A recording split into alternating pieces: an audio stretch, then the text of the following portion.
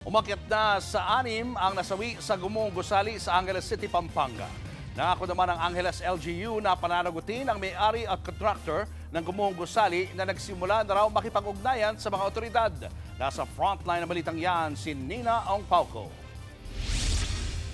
Pasado hating gabi na makuha ng Bureau of Fire Protection Central Luzon ang katawan ng ika-6 na biktima sa Gumuhong Gusali sa Angeles, Pampanga.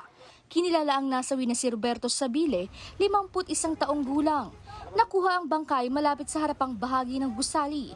Napag-alaman din na anak niya ang ika-5 katawan na nakuha sa guho kahapon na si Christian Sabile. Positibong silang kinilala ng kanilang pamilya. Nasa 14 pang individual ang pinaghahanap sa Gumuhong Gusali. Nakikipag-ugnayan na rin daw sa mga otoridad ang may-ari at kontraktor ng Gumuhong Gusali. Ayon yan kay Angeles Mayor John Lassanin II, galing sa Japan daw ang may-ari at kakauwi lang kaya natagalan ang pakikipag-ugnay nito sa otoridad.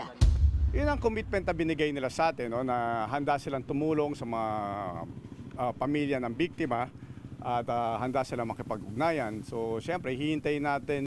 Sinisiguro naman ng LGU na magiging patas ang kanilang investigasyon sa insidente.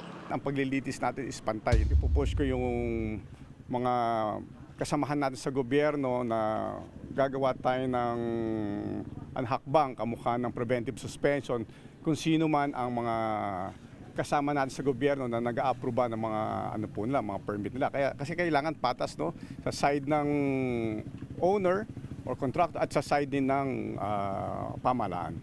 Tuloy-tuloy pa rin ang search and rescue at clearing operations sa Ground Zero. Inihahanda na rin ng LGU at DSWD ang tulong para sa pamilya ng mga biktima. Nagbabalita mula sa frontline, Nina Ong Pauco, News 5. Mga kapatid, Julius Babaw po. Para sa komprehensibo at makabuluhang balitaan at talakayan, mag-follow at mag-subscribe na sa social media pages ng News 5.